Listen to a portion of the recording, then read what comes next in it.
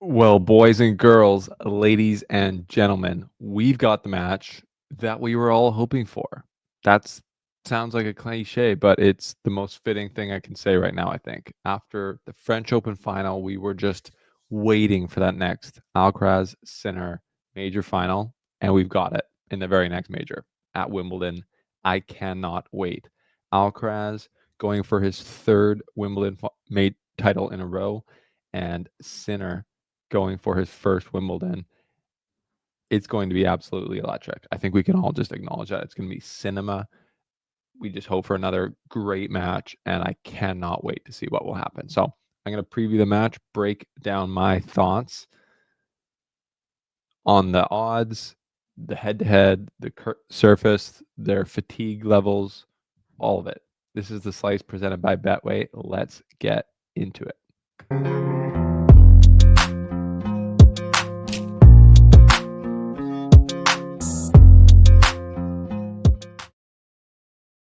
All right, people. Thanks for being here. If you're back, welcome back. If you're new here for the first time, smash the subscribe button. The rumors are that it makes you a better tennis player, and it definitely helps the show. So we appreciate you. We appreciate Betway, who's our partner, and they have the odds. Drum roll, please. They've got Jannik Sinner at plus 100 as the underdog, and Carlos Alcaraz at minus 125 as the favorite. Now, I'm just going to start from the top of the show saying I kind of like those odds for Sinner. I'll give you my prediction at the end of this video, but I'm leaning towards Sinner for a variety of factors, but those odds are pretty good for me. To have Jannik Sinner, a guy like him, plus money in the final, that looks juicy. But always bet responsibly. Thanks for being here. Thanks for supporting tennis, and what an amazing tennis treat we have ahead of us. We had two semifinals that were just played today, and we're going to go through those first. But the match that we have ahead of us is just like it's as tantalizing as it gets for a tennis fan. So yeah, I cannot wait. We'll get to that. What did we see in the semifinals? We saw a pretty good match between Fritz and Alcaraz. Very good level from Fritz. Vintage Carlos Alcaraz clutchness. We'll talk about it. We'll get into it. And then we saw Novak Djokovic, the greatest champion the men's game has ever seen, not at his physical best, not able to compete like he would have wanted to. So respect there, but respect to Jannik Sinner, who I'm not sure if it would have mattered, to be honest, because watching the match, even when at the beginning it wasn't so apparent, it got more apparent as time went on that Djokovic wasn't moving like he could. Sinner was just so locked in, so able to answer anything Djokovic put at him, brought him forward. Sinner was happy to come forward, happy to play the net game, and just from the baseline was destructive as we thought. So great performance there from Sinner. But for Djokovic, it's just tough. Yeah, it's every major now. He's played well this year, but his body's failed him in two. And I don't know if the body fails him this year. If you fall at 38 years old the way he did at the end of the quarterfinal, you're gonna feel it. That's just how life works. I'm only 30, and I can already feel when I have 2 beers the night before. So it's just age. And this makes me think of, as a Federer fan, back to 2019 Wimbledon final. Federer was 38 then, playing Djokovic, who was 32. And so you got to think this is the level that Djokovic is now at 32 or 38, playing guys who are much younger. And it's just, how can you expect the older guy to win in these scenarios? I just don't. I don't, and that's why I picked Sinner to win. Held my stats, but I honestly felt like that was a bit of a layup.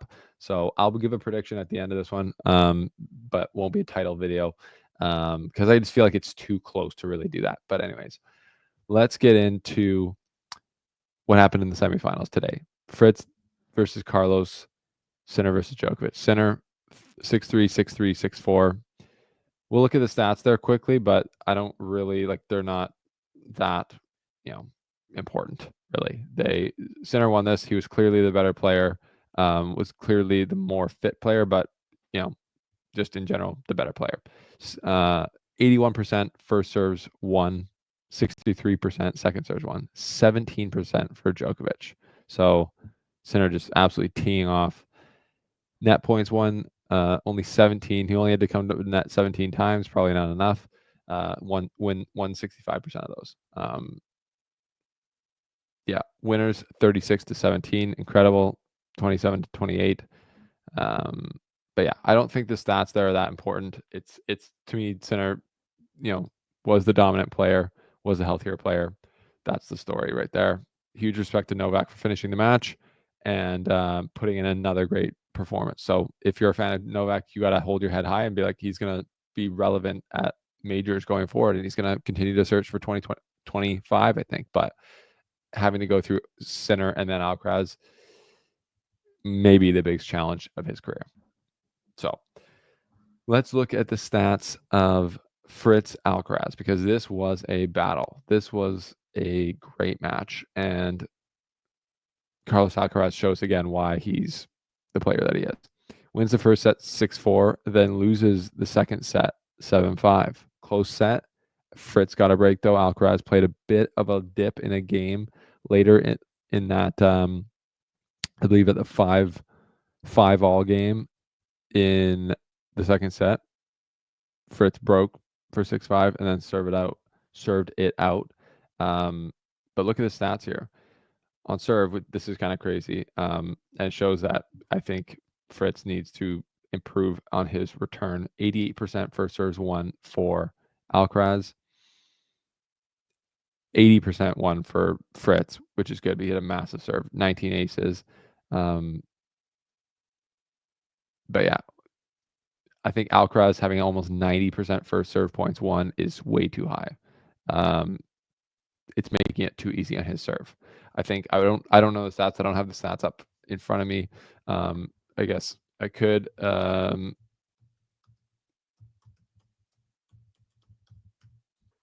Back in Wimbledon when I'm thinking of Wimbledon 2023.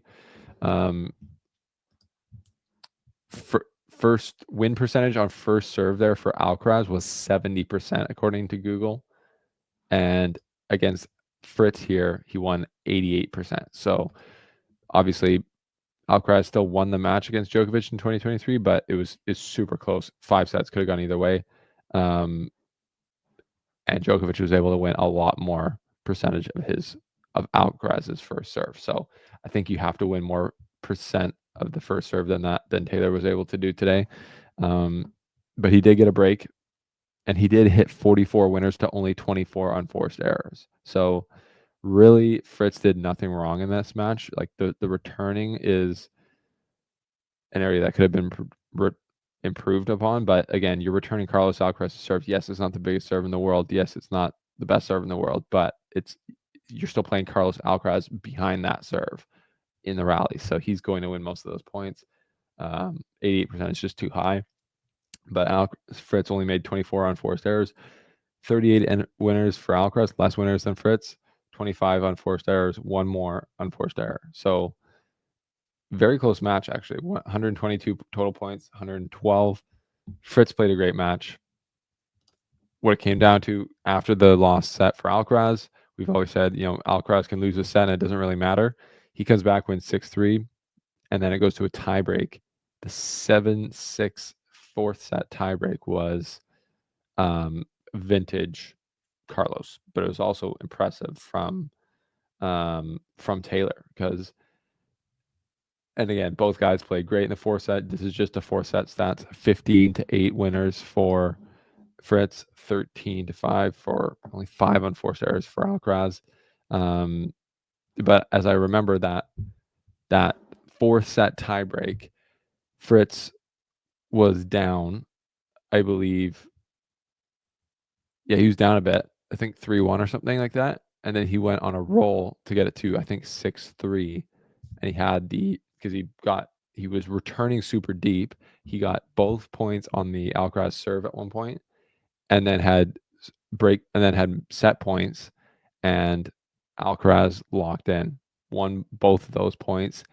And then when the serve went back to I think one of the set points was on Alcaraz's serve, and Fritz hits a great return to the baseline. Alcaraz picks it up, and then Fritz had a shorter forehand and didn't put it away, didn't do enough with it, let Alcaraz stay in that point.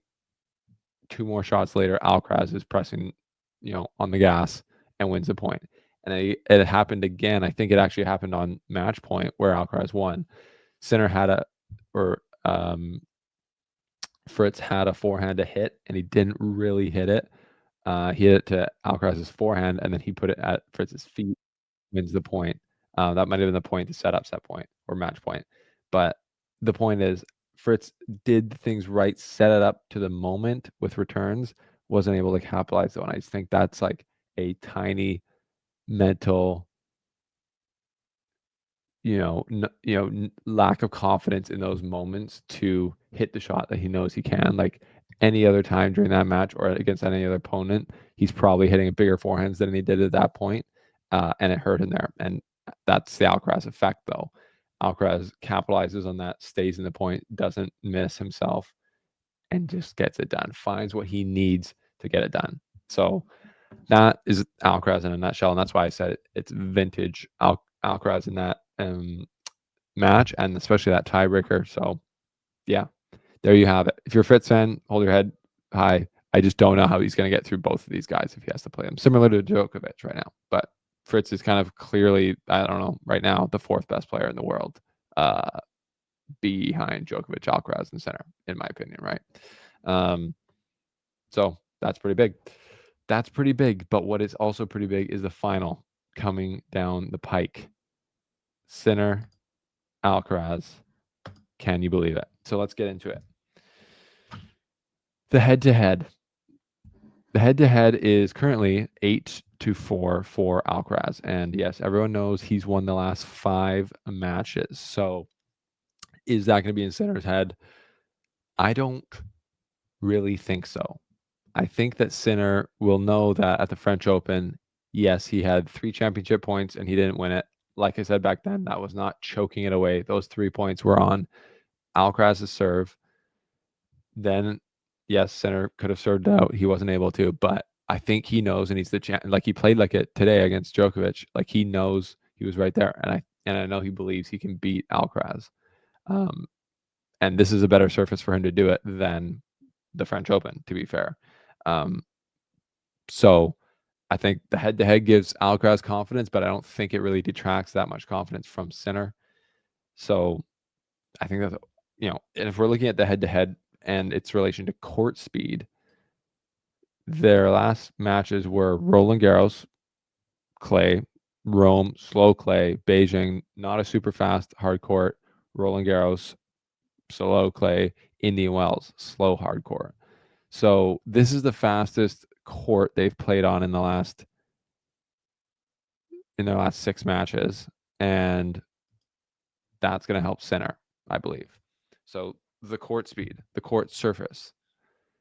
Yes, Alcaraz has won here twice in a row now, so he's had the better results at Wimbledon. Sinner, though, has a bigger serve, likes a faster court, and is more dangerous on it against Alcaraz on a faster court, which is what he's got here. So I think that's going to play a big factor. So that almost the court speed, I would say, the advantage is Sinner.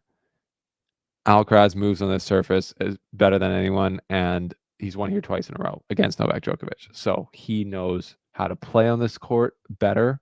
Like this is his more comfortable surface for him, but the court speed is going to help Sinner. So it's hard to tell who has an advantage there, but I guess on the Wimbledon center court to win in the final, Alcaraz has the advantage in that because he's been here and he's done it. So that is a factor. Time on court. So far in the finals, in the championships, Sinner's been on court for 11 hours and 45 minutes. Alcaraz has been on court for 16 hours and 31 minutes, almost 5 more hours than Sinner. Is that going to play a factor? I just put out that question on X. So if you're not following me on X, follow me on X. But most people are saying, 95% of people are saying no. Youth and adrenaline will make up for the fatigue, and I think that's probably right. Sinner, on the other hand, has played a lot less time, but he was down to Dimitrov. He had the elbow issue. Doesn't seem to be a problem. But will he be physically fit? Will he stay that way during the match? You just don't know. So I don't think the time on court is going to play a huge factor. But it is something to keep an eye on if this match, I think, gets really physical. Like 5 hours, like French Open style. I don't know. But in general, I think it will be okay. The other question is, so that's time on court. So the other time, the big question here is play styles and matchup at Wimbledon. So this is just so hard to find trends in, and that's why I'm not really doing a big prediction video on this one, because it's not like the trends in this matchup is who plays the bigger points better, because they're so evenly matched at the French Open. Better surface for Alcaraz, so close. So this is still a better surface for Alcaraz, I think, because he's had more success, but it's a better surface for Sinner in the fact that it's better than French Open. So serving battle, Sinner's got a bigger serve right now. That serve's going to be harder to return more of the time, and he's going to have an advantage with serving, I think. And he's also a lot better returner than Fritz, so he's going to win more than 88%. Alcaraz is not going to win 88% of his first serve points. So Alcaraz is going to be in a lot more rallies. He's going to be pushed a lot more. The serve return battle, I think, is going to be won by Sinner. Now, baseline play here, honestly, Sinner, ball bashing, can do that better than Alcaraz, I think, on this court surface. And we saw Alcaraz can kind of do that better than Djokovic. And so we saw Djokovic mix it up a ton, and Alcaraz respond to that extremely well. I think Alcaraz is going to be mixing it up a ton on Sinner, but Sinner, we just saw him respond to Djokovic doing that to him extremely well as well. So I have no concerns about Sinner coming forward and being able to play the variety game, play the slice, play the short balls. I don't think Alcaraz is going to want to ball bash with him. I think he can, obviously, and he's got to be aggressive, taking forehands down the line, taking forehands cross court. But the forehand cross court won't have he won't have as much time to hit it as he did at the French Open, and the spin from his shot won't have as much bite and purchase going cross court here at Wimbledon. So how is that going to play out? I don't know, but we'll see. But again, I don't think Alcaraz has the advantage of comfortability on this court, but I don't think that advantage is severe, because Sinner's looked quite comfortable. His movement has looked great. He's looked totally comfortable smashing it from the baseline, and he's looked comfortable playing the mid-court game and coming to the net and playing at the net. So again, super tight. I don't know how to pick it, but prediction time. I'm actually, like I said, leaning Sinner. I think this serve will be huge. I think he wants this title. He wants his first major off of a hard court. And I think if you flip a coin 6 times, it's unlikely that's going to land on heads 6 times in a row. Alcaraz has won the last 5. I can see Sinner winning this because of the serve. His comfortability on the grass has improved greatly. He just beat Djokovic, and even though he's injured, that's a huge confidence boost. He's had 5 hours less time on court. So I'm leaning Sinner to win, even though in my head that doesn't, in my head that makes a bit of sense. In my heart, it doesn't, because I've just never seen anyone be so magical as Alcaraz has been the last 2 years at Wimbledon. So we'll see, but I'm just hoping for another epic. We had an absolute all-time epic, one of the greatest matches ever played at the French Open just a month ago, and we've got another chance to have a kick at the can here at Wimbledon. So we are just totally lucky, totally spoiled tennis fans, but we're living through another golden era, I guess. So cheers to us. Cheers to you. Thanks for being here. That's the slice on the men's final preview. Alcaraz versus Sinner. Leave your thoughts below as always. Thanks for subscribing. Thanks for following us on X and Instagram. We will see you after the women's final for a recap of that. But until then, take care of yourself. Thanks.